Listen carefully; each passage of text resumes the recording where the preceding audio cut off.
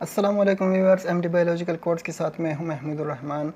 Previous lecture में हमने paragraph menus में सबसे पहले जो 6 मेन्यूज़ हैं हमारे पास, numbering, bullets and multi level list and इसके साथ left alignment, right alignment and centre alignment हमने पढ़ी थी। आज इस वीडियो में हमने एक प्रिपेयर डॉक्यूमेंट ओपन की है और इसमें हम नेक्स्ट जो 6 मेन्यूज़ हैं हमारे पास, यहाँ पर हमारे पास है डिक्रीज़ इंडेंट एंड नेक्स्ट हमारे पास है इंक्रीज़ इंडेंट और नेक्स्ट हमारे पास है सॉर्ट आउट एंड यहाँ पर हमारे पास है शो हिडन साइन जो है हमारे पास, वो हमारे पास ये ऑप्शन है। और नीचे हमारे पास जो है वो लाइन स्पेसिंग है और फिर शेडिंग है, फिर बॉर्डर हैं। ठीक हो गया। अब इनको वन बाय वन हम देखते जाते हैं कि ये किस तरह हमारे पास हो जाती हैं। सबसे पहले जिस ऑप्शन पर भी अपने काम करना है उस ऑप्शन को अपने सबसे पहले क्लिक करना है। फॉर एग्जांपल हम सबसे पहले क्या करेंगे, डिक्रीज़ इंडेंट पर क्लिक किया हमने, तो ये हमारे पास अभी यहाँ पर काम नहीं कर रही। डिक्रीज़ इंडेंट और इंक्रीज़ इंडेंट ये सारी जो 6 मेन्यूज़ हैं, यहाँ पर आपका कर्सर और आपका जो रेंज में लेना है ये बहुत अहम है। ये आप लोग पहले से इसके लिए करेंगे। अब इंक्रीज़ इंडेंट और डिक्रीज़ इंडेंट, इसका क्या मतलब, ये हमारे डॉक्यूमेंट्स में क्यों ऐड हो जाती हैं और ये किस काम आती हैं। फॉर एग्ज़ाम्पल हमारे पास यहाँ पर मैं अब इसको सबसे पहले जस्टिफाई करूँगा। जस्टिफिकेशन हमने पहले वीडियो में हमने पढ़ी है। अब ये हमने सब क्लियर किया। इसमें हमारे पास ये जो दरमियान वाले 3 लाइन हैं, यहाँ पर हमने फोकस पढ़वाना है, फोकस करवाना है। किसी की फोकस यहाँ पर हमने इन 2 लाइनों पर करवाना है। किस तरह वो हम करेंगे, वो हम इस डिक्रीज़ इंडेंट और इंक्रीज़ इंडेंट से करेंगे। ठीक हो गया। अब इसी डिक्रीज़ इंडेंट पर हम क्लिक करते जाते हैं। ठीक हो गया।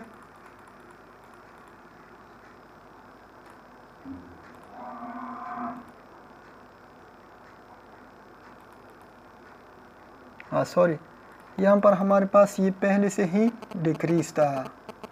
डिक्रीज़ मतलब जो अलाइनमेंट थी वो हमारे पास सबसे पहली जो हमें डॉक्यूमेंट पहले से डॉक्यूमेंट मिलते हैं उसकी इंडेंट डिक्रीज़ ही रहती हैं, यानी पूरे डॉक्यूमेंट के साथ जब सेम हो तो उसकी इंडेंट डिक्रीज़ हो जाती है। यहाँ पर हम अब इंक्रीज़ इंडेंट पर काम करेंगे। सबसे पहले इंक्रीज़ इंडेंट हमारे पास क्या है, ये आप लोग देख सकते हैं कि हमारे पास पैराग्राफ किस तरह एक अट्रैक्टिव साइट पर आ रही है, यानी दरमियान में आ चुकी है और बहुत और पैराग्राफ से मुख्तलिफ हो चुकी है। यानी अगर हम किसी ऑप्शन पर, किसी पैराग्राफ पर फोकस करवाना चाहें तो हम यहाँ से इजीली कर सकते हैं। इसको हम अभी यहाँ पर बोल्ड करते हैं, इटैलिक करते हैं और इसको हम डिफरेंट कलर भी दे सकते हैं। फॉर एग्ज़ाम्पल इसको हम इस तरह का कलर देते हैं। आप लोग देख सकते हैं कि हमारी डॉक्यूमेंट यहाँ से बिल्कुल नीचे जो डॉक्यूमेंट के जो पार्ट्स हैं वहाँ से बिल्कुल मुख्तलिफ नज़र आ रही हैं। अगर इसको हम फिर से अपनी असली हालत में लाना चाहें तो आप यहाँ से कुछ हिस्सा सेलेक्ट करें इसको और इंक्रीज़ और डिक्रीज़ इंडेंट पर क्लिक करते जाएं, ये पहली हालत में आ जाती है। यहाँ से अगर आप कॉलर हटाना चाहें तो आप लोग सिंपली कॉलर के साइन पर क्लिक करें और ब्लैक पर, या सॉरी नो कॉलर पर क्लिक करें। सॉरी, यहाँ पर हमारे पास है नो कॉलर, फिर से आ गया मोर कॉलर पर मैं क्लिक करता जा रहा हूँ यार, ऑटोमेटिक। ठीक हो गया। अब इसको इटैलिक और बोल्ट का साइन हटाएं यहाँ से। आप लोगों का जो डॉक्यूमेंट है वो बिल्कुल पहले की तरह नज़र आ रही है अब। ठीक हो गया। सो ये डिक्रीज़ और इंक्रीज़ इंडेंट की ऑप्शन थी, ये हमारे पास यहाँ से बहुत डॉक्यूमेंट को बहुत अट्रैक्टिव बना सकते हैं। नेक्स्ट है हमारे पास सॉर्ट आउट। एक पैराग्राफ को आप रेंज में लें। फॉर एग्जांपल इस पैराग्राफ को मैंने रेंज में लिया, सॉर्ट आउट के साइन पर मैंने क्लिक किया। यहाँ पर आपसे पूछ रहा है सबसे पहले ऑप्शन में यहाँ पर कि ये आप लोग पैराग्राफ शक्ल में ये लिखना चाहें या फिर फील्ड 1, फील्ड 2, फील्ड 5, यहाँ पर आप ख़ुद डिफ़ाइन कर सकते हैं किस शक्ल में आप लोग इस पैराग्राफ को रखना चाहते हैं। सो यहाँ पर पैराग्राफ ही ठीक है। नेक्स्ट हमारे पास टेक्स्ट है तो टेक्स्ट ही ठीक है। असेंडिंग डिसेंडिंग आप किस तरह पैराग्राफ को रखना चाहते हैं यानी असेंडिंग से रखना चाहते हैं या डिसेंडिंग से रखना चाहते हैं। डिसेंडिंग मतलब Z to A and ascending मतलब A to Z। ठीक हो गया। सो ये हमारे पास हो गई सॉर्ट आउट का ऑप्शन। यहाँ से अभी हमें इसकी ज़रूरत नहीं है, सो ये हम स्किप करते हैं। नेक्स्ट ऑप्शन पर जाते हैं। नेक्स्ट ऑप्शन हमारे पास है स्पेस लाइनिंग। स्पेस लाइनिंग का क्या मतलब है कि हमारे पास इन दो लाइन में, ये देखिए आप, इन दोनों लाइनों में हमारे पास स्पेस कितनी है इसको हम डिफ़ाइन करेंगे। फॉर एग्ज़ाम्पल अब यहाँ पर हमारे पास स्पेस कितनी है, यहाँ पर हमारे पास स्पेस है 1.15। ठीक हो गया। अब इसको मैं इंक्रीज़ करूँगा, 2 पर ले जाऊँगा। आप लोग देख सकते हैं कि मैंने 2 पर क्लिक किया तो पूरा पैराग्राफ की जो स्पेसिंग है वो चेंज होती जा रही है। ठीक हो गया। सो नेक्स्ट ये हम डिक्रीज़ भी कर सकते हैं। यहाँ से हम इसको 1.0 पर क्लिक करते हैं। ये सारे पैराग्राफ की जो अलाइनमेंट है, लाइनिंग है, वो स्पेसिंग है, वो डिक्रीज़ हो चुकी है। नॉर्मल पर है, ठीक है। 1.15 पर ये बहुत अच्छी नज़र आ रही है, डॉक्यूमेंट अट्रैक्टिव नज़र आ रही है। सो ये ऑप्शन लाइन स्पेसिंग में हमने यहाँ पर सीख लिया। वीडियो को बार बार देखें ऑप्शन सीखने के लिए और फिर उस पर प्रैक्टिस करें तो अच्छी तरह समझ आ जाएगी। फिर नेक्स्ट हमारे पास क्या ऑप्शन है? नेक्स्ट हमारे पास ऑप्शन है शेडिंग। आप लोग यहाँ से आप लोगों के पास एक ऑप्शन थी हाइलाइटर।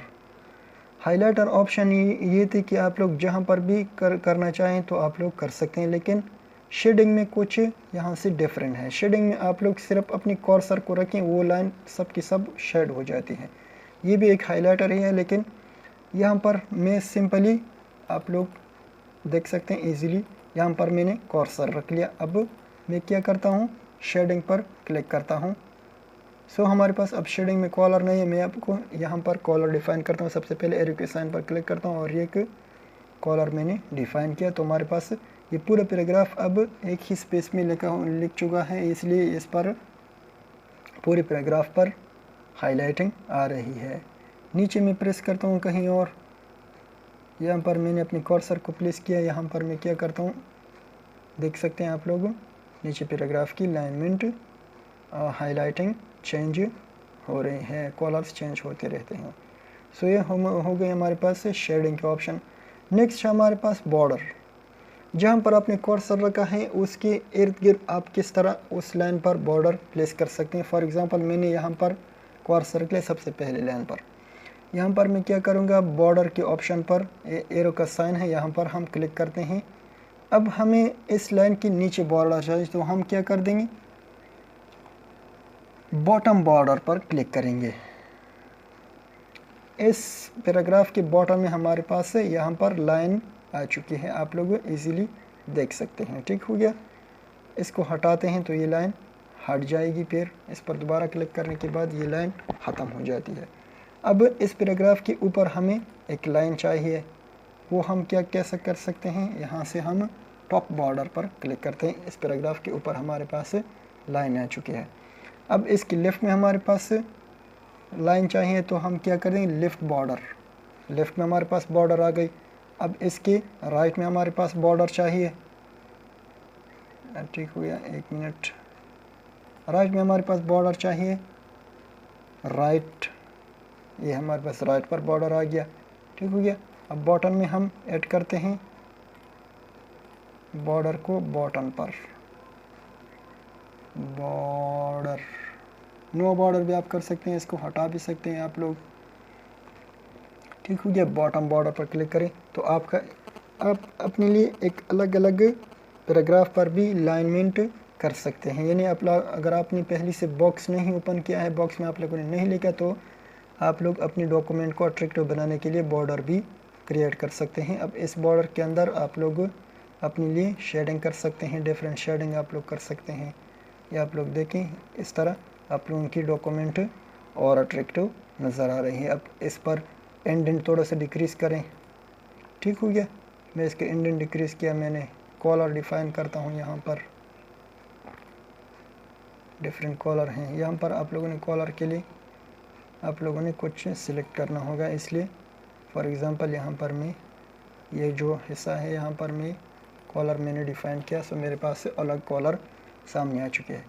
सो इसके साथ हमारे पास पैराग्राफ मेन्यूज़ ख़त्म हो रहे हैं। नेक्स्ट हमें स्टाइल मेन्यू में चले जाना है, वो हम नेक्स्ट वीडियो में क्लियर करेंगे इंशाल्लाह। सो इस वीडियो के लिए इतना ही। नेक्स्ट वीडियो में मिलते हैं एक नए टूल के साथ जो हमारे पास स्टाइल मेन्यूज़ में है। सो तब तक के लिए खुदा हाफ़िज़।